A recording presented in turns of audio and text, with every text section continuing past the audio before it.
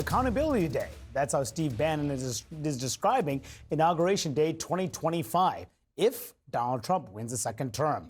The longtime Trump ally delivering a series of chilling warnings at a conservative gathering in Detroit. Vowing a win by Trump means investigations and prosecutions of anyone who has crossed the former president. November 5th is Judgment Day. January 20th, 2025 is Accountability Day. Trust me, on the afternoon of the 20th, we're also going to start the pick and shovel work to take apart the administrative state and to take on its rogue element, the Praetorian Guard, the deep state. We're going to run them all out of town. Are you prepared to fight? Are you prepared to give it all? Are you prepared to leave it all on the battlefield? Ladies and gentlemen, it's very simple. Victory or death. Well, you know, you could dismiss this as a Trump ally who's saying it's not Trump, but this is what the former president himself has said about the idea of retribution. And for those who have been wronged and betrayed, I am your retribution. Based on what they've done, I would have every right to go after them. Well, revenge does take time, I will say that. It does. And sometimes revenge can be justified. Okay, you're a Republican strategist.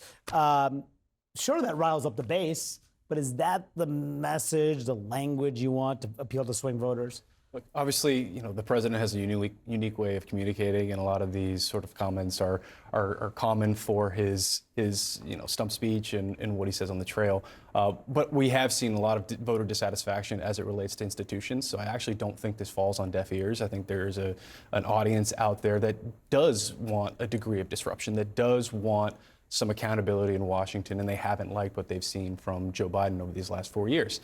Now, obviously, the president is going to want to, or the former president is probably going to want to focus on the issues that matter most, you know, the economy, inflation, talking about Joe Biden's record, because ultimately that's what he needs to turn this race into, which is a referendum on Biden. That's why you're seeing Biden and Biden's campaign try to draw Trump out and force him to make more news that kind of overcomes whatever Biden's doing in the office. That's why they're doing a presidential debate so soon. How does the Biden campaign see it?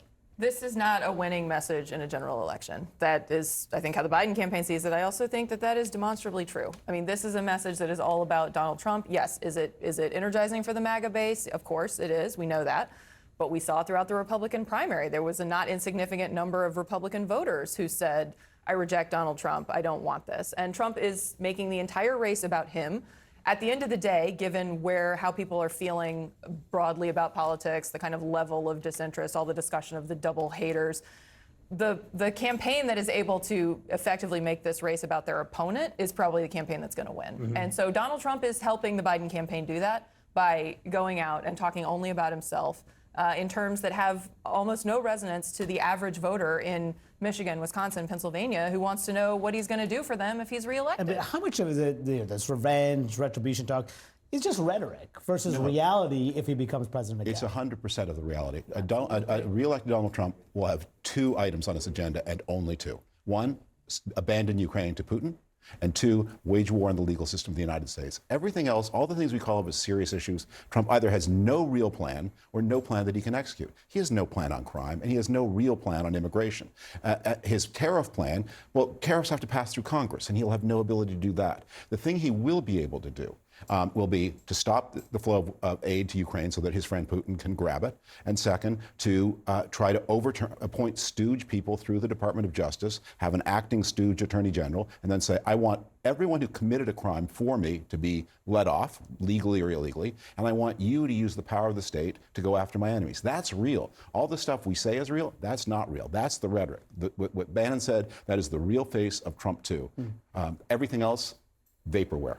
What's going on there? I mean, you know, do people take Steve Bannon seriously? I mean, they should take him seriously. When he's talking like there's a segment of the base that eats that stuff up, and it just sounds dangerous. I mean, look, I think it's important as we think about the next several months and beyond, if the former president wins again, people want a statesmanship, tone matters. I think one of the reasons that this election is so close is because there are some voters out there who believe the former president can handle some of the issues that I mentioned before better than the current president. Focusing on those things, I think, are really critical.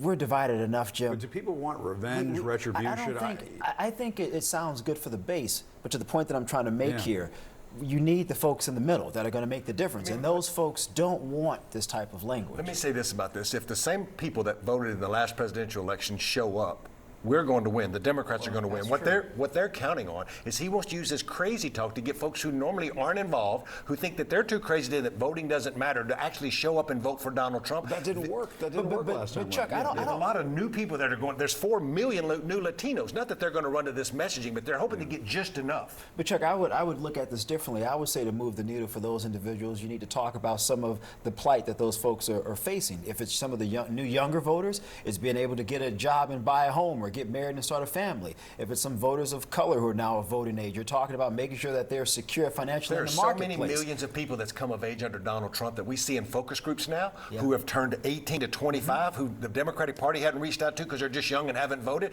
Those are the ones that's most susceptible to misinformation. That's who I'm talking about. But I think there's a much more palatable message that should come from Republicans to mobilize those voters. I agree with for that the long 110. run. All right, Chuck Schumacher, guys, thank you very much. Really appreciate it.